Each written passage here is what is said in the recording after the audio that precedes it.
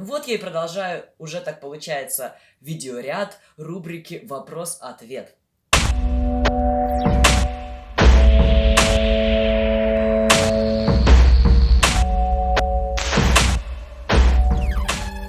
Спасибо за многочисленные вопросы, и я постараюсь более или менее коротко теперь отвечать на них. Но тем не менее, некоторые вопросы все-таки такие глобальные, такие сложные, что мне кажется, что вполне нормально им посвящать целые видео. Посмотрим, что у нас на этот раз. Как начать говорить при людях с незнакомыми или с семьей от мужского имени? Мне это тоже показалось довольно крепким орешком, потому что я, честно, для себя как бы долго разбирался и пытался понять, как перестроиться и вообще как разрешить себе быть собой. И в первую очередь нужно разрешить себе быть собой с собой. То есть это означает, что, например, я пишу дневник уже много-много лет, и я постепенно начал в дневнике использовать после женской формы как бы мужскую. Постепенно вот на письме, в интернете, да, вот начинаешь использовать мужскую форму. Потом легче всего начать с самым близким человеком, может быть, с другом или с партнером. И только, может быть, в конкретных ситуациях. То есть это вообще-то постепенно происходит. Я бы, не знаю, мне представляется довольно сложным сказать, что вот до сегодняшнего дня все всегда меня называли с женскими местоимениями, а завтра я требую от всех говорить «он» по отношению ко мне и называть меня мужским именем. Я думаю, что это долгий-недолгий для каждого по-своему, но тем не менее процесс, и еще какое-то время как люди, так и вы сами будете ошибаться. Поэтому проще перейти вот этот порог страха, я бы сказал, да. Это если вы попросите, например, кого-то одного, чтобы он называл вас мужским именем, а потом постепенно расширяйте круг.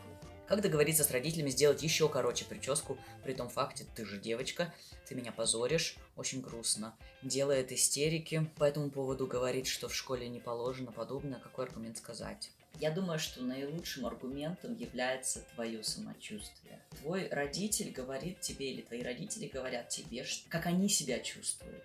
Они себя чувствуют так, что ты их позоришь. Им стыдно за тебя и, вероятно, за себя, как родителей. Они имеют полное право на то, чтобы выразить свои чувства по отношению к определенному действию, да, то есть к тому, что ты хочешь постричься, если ты пострижешься. Тем не менее, ты имеешь точно так же полное право высказать свое чувство. А твое чувство по этому поводу гендерная дисфория, и если ты пострижешься, тебе будет лучше.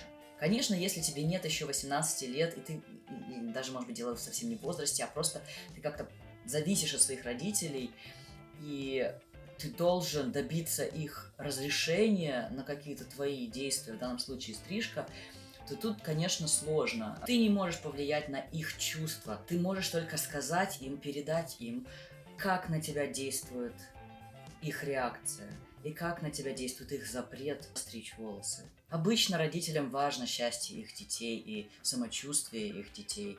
И если ты им объяснишь, как ты себя будешь чувствовать в этом случае, или как ты сейчас себя чувствуешь, то, может быть, они прислушаются. С другой стороны, может быть, ты сможешь с ними как-то договориться, и есть, может быть, какие-то вещи, которые им было бы приятно, если бы ты сделал. И ты как бы можешь попробовать предложить им, что эта вещь, если они пойдут тебе навстречу, будет приятна тебе, вот, а ты как бы пойдешь им навстречу в каком-то другом деле. Домашку будешь всегда делать вдвойне, улучшишь свои оценки. Ну, как бы потому, что тебе, в принципе, все будет лучше, ты будешь больше общаться с людьми, и ты будешь больше радоваться жизни, и поэтому у тебя будет больше жизненной энергии, и ты будешь лучше делать домашку. Как перебороть дискомфорт от нахождения в мужских местах, раздевалки, туалеты и так далее? Как просто не бояться туда зайти? Ты не сможешь перебороть этот дискомфорт с одного момента на другой. Как и во многом, и я постоянно это говорю, транспереход — это процесс, и это тоже процесс, это тоже часть этого процесса. Дело в том, что чем более уверенно ты это делаешь, тем более легко это и будет. Но я понимаю, что вначале сложно, поэтому попробуй сфокусироваться на чем-то одном. Сфокусируйся на твоих действиях.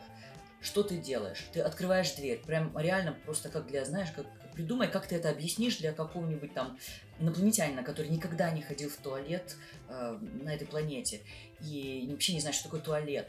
Вот, и ты ему говоришь, сейчас, то есть ты инопланетянин, ты ему объясняешь, так, сейчас ты откроешь дверь, и ты будешь смотреть ровно прямо. Тебе больше ничего не нужно, потому что если ты скажешь инопланетянину, смотри там налево, направо, он отвлечется, он уже не сможет сконцентрироваться на действии идти в туалет. Вот. И ты, значит, ему говоришь, потому что, они не умеют так думать, как мы люди. Вот, и ты ему говоришь, ты откроешь дверь, и ты идешь ровно прямо. Там слева будут кабинки. И ты идешь в самую дальнюю и самую ближнюю. Придумай сам, как тебе комфортнее. Значит, ты идешь, там примерно 5 шагов. Все очень подробно нужно объяснить ему. Даже, может быть, вплоть до того, в какую сторону толкать или тянуть дверь, и как ее закрыть, и все такое. Вот, заходишь, закрываешь за собой дверь, защелкнул, все, yes. Первое сделано. Сходил в туалет. Вышел, никаких задержек. Идешь дальше к раковине, моешь руки, смотришь ровно только на руки, короткий взгляд в зеркало и выход. Все, готово. Следующий вопрос, он особенный, потому что, тут мне сначала нужно было немножко, чтобы понять вообще, о чем речь, задавать встречные вопросы. В общем, вопрос такой. Значит, представьте себе, хостел в Турции. Наверное, это не настолько важно. Туда приезжают беженцы из Сирии, Ливии, Азербайджана, Ирана. Их преследуют дома за их гомосексуальность и транссексуальность, трансгендерность. Им даются тут комнаты, получается, в этом хостеле. И вот, значит, такой конфликт.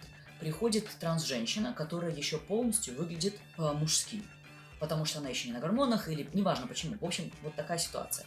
И комнаты не одноместные. То есть получается, что ее нужно подселить к другим людям, и тут, значит, мне задали вопрос, как вежливо ей отказать в заселении ее с женщинами. И вот я спросил, а почему, собственно, нужно выгонять ее, или почему ей нельзя разрешить жить с женщинами? Вот, ответ такой, что, во-первых, шеф не разрешает такого, во-вторых, потому что другие женщины будут возмущаться. Я бы в таком случае предложил иметь комнаты, которые унисекс, или просто комнаты для транс-женщин. Ведь так как, насколько я понимаю, в этот хостел приезжают довольно часто транс-женщины, то, может быть, можно их вместе поселить. То есть вопрос не стоит, что делать на самом деле. Вы меня спросили, как отказать вежливо. Наверное, нужно ей представить саму ситуацию и объяснить, что у вас есть комнаты для мужчин, есть комнаты для женщин. И что вы бы с радостью поселили ее в комнату с женщинами, но тогда лучше, если она сможет договориться с этими женщинами, что она туда поселится, и спросить их мнение. Вот, например, если они согласятся, то почему бы и нет? Если они не согласятся, тогда эта транс-женщина сама поймет, что, к сожалению, такая ситуация. И тогда остается, может быть, одноместная комната, которая, к сожалению, дороже. Мне кажется, очень многие вопросы и проблемы можно решить разговорами. Не стоит резко кого-либо отшивать, потому что я понимаю, что эти транс-женщины приехали от того, что их там угнетали, и если вы им будете говорить, вот у нас вот такие правила, мы не можем вас подселить к женщинам, и все. То есть это совершенно бескомпромиссная ситуация, и она никому не поможет. И неужели хозяин хостела будет настолько против, если все остальные за, если сами жительницы конкретных комнат не будут против? Вот. Мне кажется, все мы люди, и можно разговаривать, и, может быть, прийти к какому-то консенсусу. Это были ответы на вопросы под моим постом в Инстаграме. А теперь отвечу на вопросы, задаваемые вами под моими видосами. Я и продолжаю, уже получается, видеоряд рубрики.